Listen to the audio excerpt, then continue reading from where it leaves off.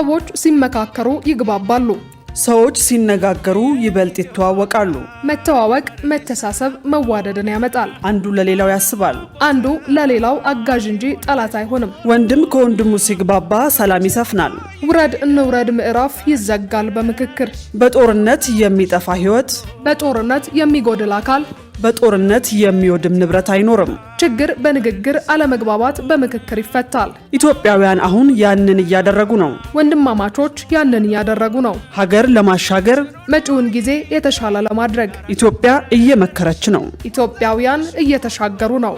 ኢትዮጵያውያን የልዩነት ግድግዳ አፍርሰው የአንድነት የፍቅር ድልድይ ይገነባሉ። የዘመኑ ጀግንነት ችግርን በመመካከር መፍታት ነውና በቸሪደር ዙሪያው በቸሪደር የኢትዮጵያ ምድር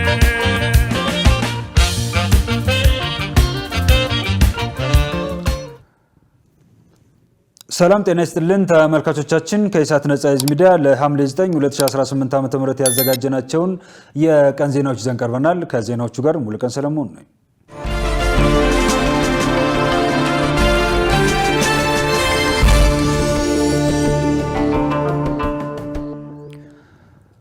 በአፍሪካ ህብረት የፖለቲካ ጉዳዮች የሰላምና ደህንነት ኮሚሽነር አምባሳደር ባንኮሊ አዶዬ ሀገራዊ ምክክር ለኢትዮጵያ የዲሞክራሲ ግንባታ ሂደትና ዘላቂ ሰላም ጥረት ትልቅ ማረጋገጫ ነው ሲሉ በሀገራዊ ምክክር ጉባኤ ባደረጉት ንግግር አስታወቁ። ሀገር በቀል የምክክር ሂደቶች ለኢትዮጵያ ብቻ ሳይሆን ለአህጉሪቱ ምሳሌ እንደሚሆኑ በመግለጽ መሰል ምክክሮች በሌሎች የአፍሪካ ሀገራትም ሊለመዱ ይገባል ብለዋል። ከህብረቱ አጀንዳ 2063 እቅዶች አንዱ በአህጉሪቱ ሰላም መረጋገጥ እንደሆነ አውስተው የአፍሪካ ህብረት ይህንን ታሪካዊ ምክክር ክስተት ሙሉ በሙሉ ለመደገፍ ያለውን ቁርጠኝነት አረጋግጠዋል።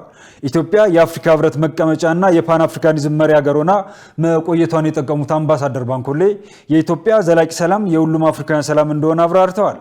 ኢትዮጵያ የጀመረችው የሀገራዊ ምክክር ጉባኤ ስኬት መላውን የአፍሪካ ቀንድ ወደ ብሩህ ተስፋ የሚመራ እርምጃ ነው ያሉት ደግሞ የምስራቅ አፍሪካ የልማት በይነ መንግስታት ኢጋድ ዋና ጸሐፊ ወርቅነህ ገበየሁ ናቸው። ኢትዮጵያን መልስ ፍለጋ ወደ ውጭ ከመመልከት ይልቅ የሀገር በቀል የሽምግልናና የእርቅ እሴቶቻቸውን በመጠቀም ወደ ውስጥ መመልከት እንደሚገባቸው ጠቁመዋል። በዚህም የሀገሪቱን ውስጣዊ ችግሮች ከመፍታት ባለፈ ለአፍሪካና ለመላው ዓለም ጭምር ምሳሌ የሚሆን መፍትሄ ማምጣት ያስችላል ነው ያሉት።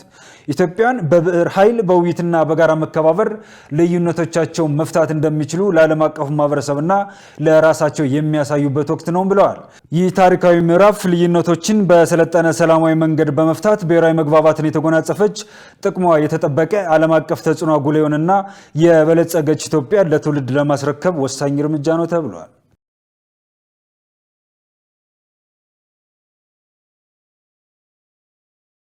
ምክክሩ ስጋታችንን የምናስወግድበትና ተስፋችንን የምናልምበት መሆኑ ተገለጸ።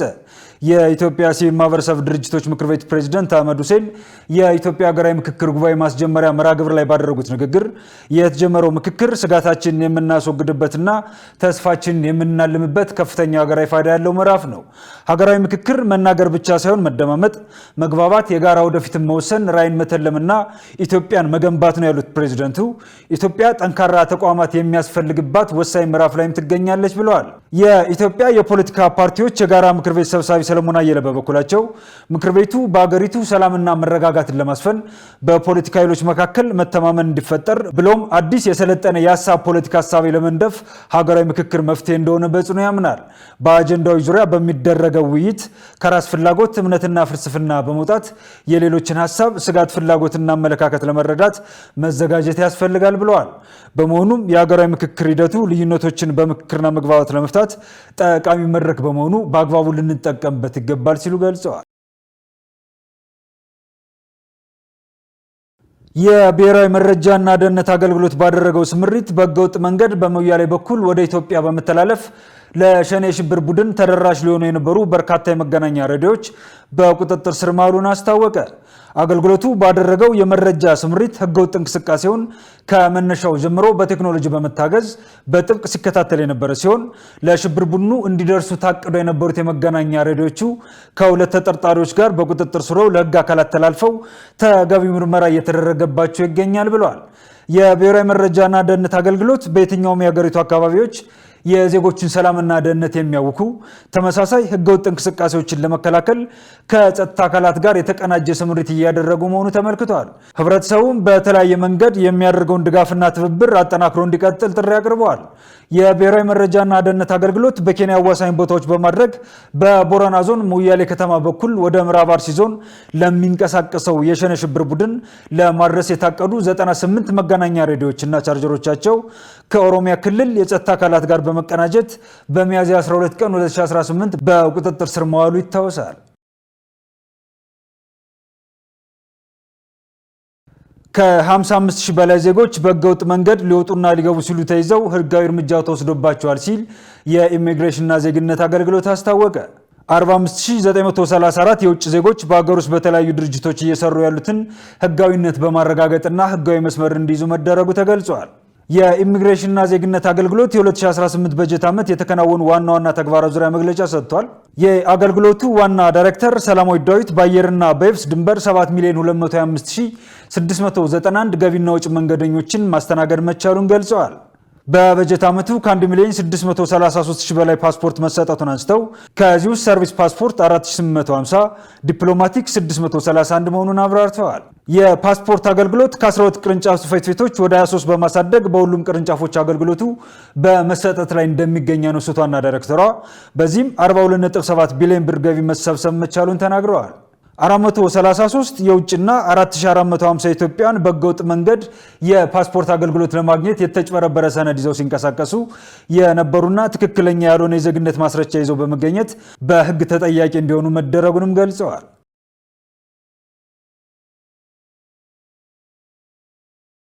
በ2018 በጀት ዓመት ለአደጋ ጊዜ መጠባበቂያ የሚውል 47 ሚሊዮን ብር መሰብሰቡን የደቡብ ምዕራብ ኢትዮጵያ ክልል የአደጋ ስጋት ስራ አመራር ኮሚሽን አስታወቀ።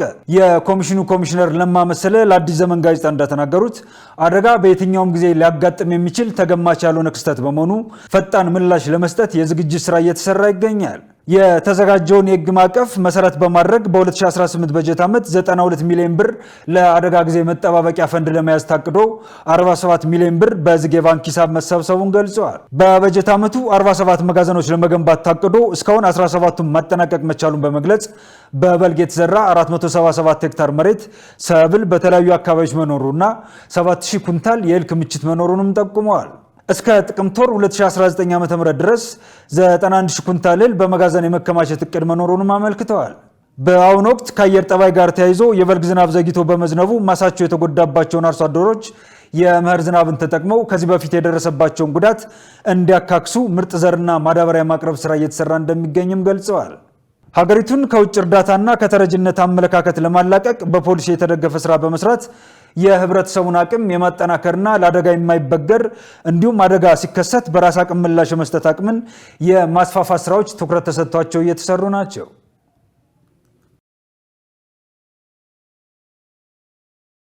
ተመልካቾቻችን ከኢሳት ነጻ ህዝብ ሚዲያ የሚተላለፉላችሁ የቀን ዜናዎቻችን እንደቀጠሉ ናቸው። ወደ ዜና እንሻገር። እስራኤልና ሊባኖስ በአሜሪካ አደራዳሪነት ያካሄዱት 6ኛ ዙር ንግግር ተጠናቀቀ። ሀገራቱ በመጪዎቹ ቀናት ስራ ላይ የሚውል የፓይለት ዞን ለማቋቋም ተስማምተዋል። ሸሪፍ ኢማም ዝርዝሩን አዘጋጅቶታል። የሊባኖስና የእስራኤል ባለስልጣናት በአሜሪካ አደራዳሪነት ከደቡባዊ ሊባኖስ የእስራኤል ወታደሮች ለቀው የሚወጡበትን ፓይለት ዞን እቅድ ለማዘጋጀት የሚረዳ ንግግር ተጠናቀቀ። ለ2 ቀናት በጣሊያን ሮም ሲካሄድ የቆየው ዲፕሎማሲያዊ ንግግር ረቡዕ ዕለት አብቅቷል። የዩናይትድ ስቴትስ ባለስልጣናት ስብሰባውን ውጤታማና ቀና ነበር ብለውታል። የፓይለት ዞን ለማቋቋም የሚያስችል መዋቅርና መመሪያ ላይ ተስማምተናል፣ በመጪዎቹ ቀናት ስራ ላይ ለማዋል ብለዋል የአሜሪካ ባለስልጣን ለዜና ወኪሎች በላኩት አስተያየት ላይ። አሜሪካ ጁን 26 ቀን ባደራደረችው የስምምነት ማዕቀፍ መሰረት የእስራኤል ኃይሎች በስፋት ከተቆጣጠሩት የሊባኖስ ደቡባዊ ክፍል ለቀው የሚወጡበትና በልዋጩ ደግሞ በኢራን የሚደገፈው ሂዝቦላ ትጥቁ እንዲፈታ በማድረግ ተብሏል። የስምምነት እቅዱ ተግባራዊ መደረግ የሚጀምረው በ2 ፓይለት ዞኖች ነው። የእስራኤል ጦር ቁጥጥሩን ለሊባኖስ ጦር የሚያስረክብባቸው፣ ይህ ማለት የሂዝቦላ ታጣቂዎች በአካባቢው እንዳይኖሩ በማድረግ ተብሏል። ረቡዕ ዕለት የወጣው መግለጫ የፓይለት ዞኖች የት ሊሆኑ እንደሚችሉ በግልጽ አያሳይም። የጀርመን የዜና ወኪል የመንግስት የመረጃ ምንጮችን ጠቅሶ እንደተናገረው ውይይት የተደረገባቸውና የተካተቱ ዞኖችን በተመለከተ ዛውታር አልጋርቢያ ከተማ፣ ዛውታር አልሻርቂያ፣ አልጋንዶሪያ፣ ቡርጂ ቃላውያ፣ ሳሪፋህና ፋሩን ናቸው ተብሏል። እስራኤልም ሆነ ሊባኖስ በቅርብ በተደረገው ስምምነት ላይ እስካሁን ድረስ ያሉት ነገር የለም። ነገር ግን የዩናይትድ ስቴትስ ባለስልጣን እንዳሉት የተደረገው ንግግር በቀጣይ ደግሞ ወደ ቴክኒካዊ ጉዳይ ያመራል፣ የተደረሰውን ስምምነት ለመተግበር። ይህን ማድረግ ከተቻለ አጠቃላይ ስምምነት በሁለቱ ሀገራት መካከል ይደረሳል ብለዋል። የፖሊሲ ዳይሬክተር የሆኑት ሳሚ ሃላቢ እንዳሉት የፓይለት ዞን ሐሳብ የእስራኤል ፈቃደኝነትን ለመፈተሽ ያግዛል። ይህ ማለት እስራኤል ከሊባኖስ ለቃ ለመውጣት ያላትን ፈቃደኝነት፣ አሜሪካ በእስራኤል ላይ ያላትን የማስወሰን ችሎታና የሊባኖስ ጦር በአካባቢው ራሱን የማደራጀት ብቃትን በተመለከተ ብለዋል። ሊባኖስ ሉዓላዊነቷን ከማስከበር ወደ ሉዓላዊነቷን በእነዚህ የሙከራ ዞኖች እየገፋች ያለችበት ደረጃ ላይ ተደርሷል ሲሉ ሃላቢ ለአልጀዚራ ተናግረዋል። የሊባኖስ የሕዝብ ጤና ሚኒስቴር እንዳለው እስራኤል ከማርች ወር ጀምሮ በሊባኖስ ላይ በከፈተችው ጦርነት ከ4,000 በላይ ሊባኖሳውያን ተገለዋል፣ በሚሊዮን የሚቆጠሩ ደግሞ ተፈናቅለዋል ብሏል። በሌላ በኩል ቢያንስ 32 የእስራኤል ወታደሮችና 4 ሲቪሎች ደግሞ በሂዝቦላ ታጣቂዎች በደቡባዊ ሊባኖስ ተገለዋል። ዜናውን ስናዘጋጅ አልጀዚራና ዘ ዲፌንስ ፖስትን በመረጃ ምንጭነት ተጠቅመናል።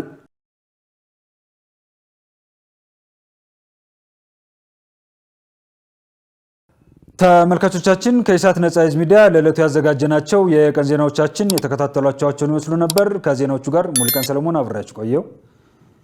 መልካም ጊዜ ይሆንላችሁ።